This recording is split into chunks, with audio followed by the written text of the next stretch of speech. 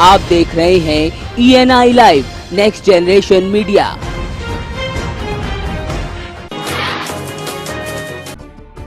UP के deputy CM Keshav Prasad Maurya स्नेह मिलन समारोह में शिरकत करने सुल्तानपुर पहुंचे। यहाँ मीडिया से बात करते हुए उन्होंने कहा कि 15 जून तक सभी सड़कें गड्ढा मुक्त कर दी जाएंगी। किसानों के कर्ज माफी के मुद्दे पर बोलते हुए उन्होंने कहा कि किसानों के कर्ज माफी का मुद्दा काफी बड़ा है, प्रदेश सरकार इस पर अध्ययन कर रही है। तो वहीं उन्होंने कहा कि मौजूदा सरकार गरीबों, अन्नदाताओं और नौजवानों के लिए समर्पित है। किसानों का कर्ज माफ होगा, उसका भी अध्ययन कराया जा रहा है किस प्रकार से माफ हो। जो वादे किए हैं उसमें किसान की कर्ज माफी भी है, भर्तियों से भ्रष्टाचार को खत्म करना भी है, कानून व्यवस्था को दुरुस्त करना भी है, भू माफियाओं के खिलाफ कार्रवाई करना भी है, भ्रष्टाचार से मुक्त उत्तर प्रदेश बनाना भी है। तो जो भी तय किया गया है, जो भी संकल्प पत्र के माध्यम से जनता से वादा किया गया उसे हम पूरा करेंगे। एक तरफ जहां योगी सरकार ने अवैध खनन को रोकने के सख्त आदेश दिए हैं, तो वहीं सुल्तानपुर जिले में सरकार के आदेशों को ताक पर रखते हुए अवैध खनन दोगुनी रफ्तार से हो रहा है। जनपद के लंबुआ तहसील स्थित मकसूदन गांव में धड़ल्ले से अवैध खनन होता पाया गया, लेकिन अधिकारियों को मानो इस अवैध खनन की खबर तक नहीं।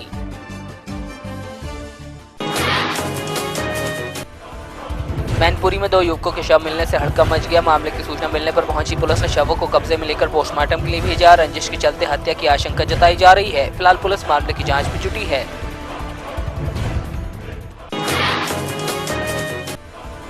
कन्नौज में ऑनर किलिंग का मामला सामने आया है। कोतवाली के लालपुर गांव से भागे प्रेमी युगल की निर्मम हत्या कर दी गई। आरोपी शवों को रेलवे ट्रैक के पास फेंककर भाग गए। बताया जा रहा है प्रेमी युगल अलग अलग जाति से थे। उधर युवक के पिता ने युवती के परिजनों पर हत्या का आरोप लगाया है। पुलिस भी प्रथम दृष्टया से ऑनर किलिंग मान रही है। फिलहाल पुलिस मामले की जाँच में जुटी है।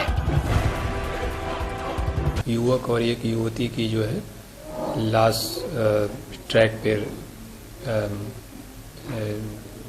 रखी पड़ी हुई है। तो उस सूचना पे पुलिस गई थी मौके पे। तो ये ज्ञात हुआ कि एक युवक और एक युवती जो पास के लालपुर छियासर गांव के ही रहने वाले हैं, उनकी डेड बॉडी थी। उनका पंचायतनामा करा के पोस्टमार्टम के लिए डेड बॉडी भेज दी गई है और परिजनों के तहरीर के आधार पर अभियोग पंजीकृत किया गया है। महोबा शहर कोतवाली क्षेत्र के ग्राम करहला कला से एक 16 वर्षीय नाबालिग पिछले 3 माह से लापता है। परिजन उसकी तलाश में लगे हैं। तो वहीं अब लड़की का अगवा होने की बात सामने आ रही है। परिजनों की माने तो कानूनी कार्रवाई करने पर उन्हें फोन पर धमकियां मिल रही हैं। फिलहाल परिजनों की तहरीर पर एसपी ने मुकदमा दर्ज करने के आदेश कोतवाली पुलिस को दिए हैं।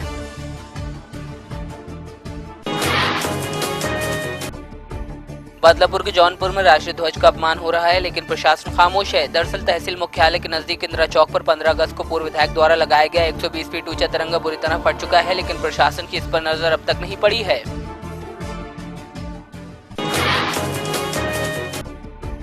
जालौन के जवाहर इंटर कॉलेज गोहन में नकल का मामला सामने आया है। यहाँ सुबह की पाली में अंग्रेजी का पेपर था, जिसमें छात्र छात्राएं सामूहिक नकल करते पाए गए। इस दौरान स्कूल के प्रधानाचार्य ने मीडिया से अभद्रता भी की। वहीं रामपुरा क्षेत्र के उमरी जिला परिषद इंटर कॉलेज में भी नकल का मामला सामने आया है। ऐसे में प्रशासन द्वारा नकल विहीन परीक्षाएं कराने के दावे पर भी सवाल खड़े हो गए हैं।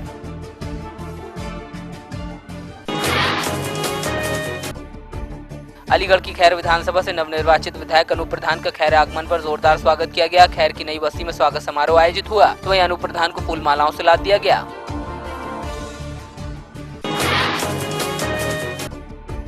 बरेली के बहेड़ी में राष्ट्रीय स्वयंसेवक संघ का पथ संचलन निकाला गया। पथ संचलन का पुष्प वर्षा करके नगर के लोगों ने कई जगह स्वागत किया।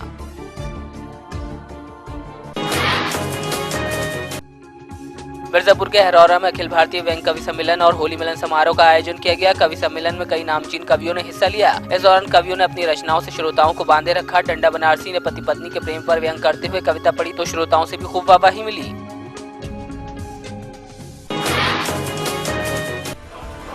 उतरौला कोतवाली के ग्राम सहियापुर में मामूली विवाद को लेकर 2 पक्षों में जमकर मारपीट हो गई। मारपीट में 2 लोगों को चोटें आई हैं। मौके पर पहुंची पुलिस ने कार्रवाई की बात कही है।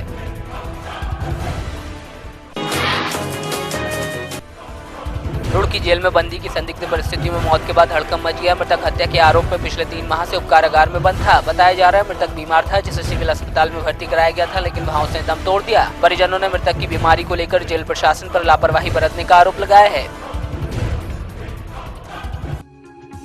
रुड़की IIT में चल रहे 3 दिवसीय महोत्सव में छात्र छात्राओं ने जमकर मस्ती की, तो वहीं रंगारंग कार्यक्रम प्रस्तुत किए गए। महोत्सव के दौरान पपौन नाम से मशहूर सिंगर अंगरांग मेहता ने अपनी पेशकश से छात्र छात्राओं को झूमने पर मजबूर कर दिया।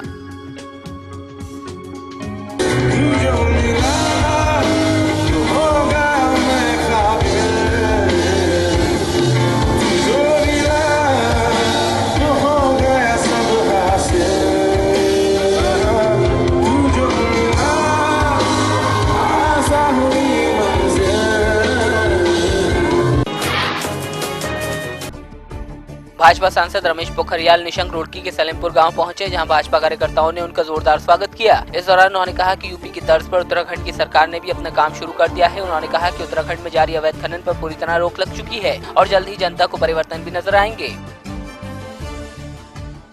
हम व्यवस्थित काम करेंगे, अच्छा काम करेंगे।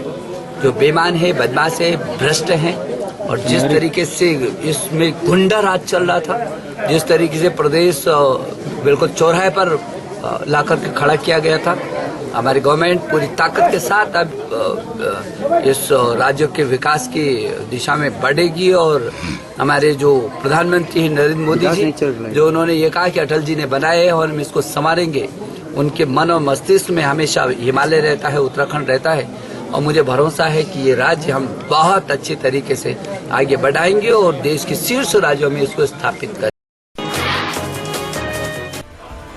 सोलापुर से कोल्हापुर की तरफ जा रही महाराष्ट्र राज्य परिवहन निगम की बस में अचानक आग लग गई। आनन फानन में ड्राइवर ने बस रोककर यात्रियों को नीचे उतारा। आग के कारण बस पूरी तरह जलकर खाक हो गई। गनीमत यह रही कि यात्रियों को कोई नुकसान नहीं हुआ। सांगली के अमनापुर गांव के नजदीक कृष्णा नदी में अज्ञात शिकारी विस्फोट करके मछलियों को शिकार कर रहे हैं। विस्फोट की वजह से नदी में रहने वाले जलचरों की भारी संख्या में मौत हो रही है। साथ ही जल प्रदूषण भी बढ़ रहा है। अज्ञात शिकारी बड़ी मछलियां चुनकर ले जाते हैं, लेकिन हजारों मृत जीव ऊपर तैर रहे हैं।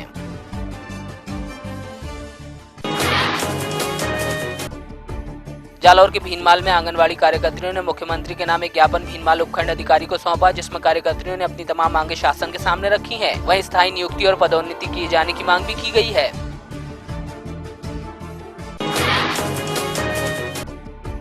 पश्चिमी कार्बी आंगलोंग के खैरौनी थाना क्षेत्र में एक अजगर मिलने से हड़कंप मच गया। एक शख्स ने हिम्मत जुटाकर अजगर को काबू में किया। वहीं मौके पर पहुंची वन विभाग की टीम ने अजगर को कब्जे में लेकर उसे जंगल में छोड़ दिया।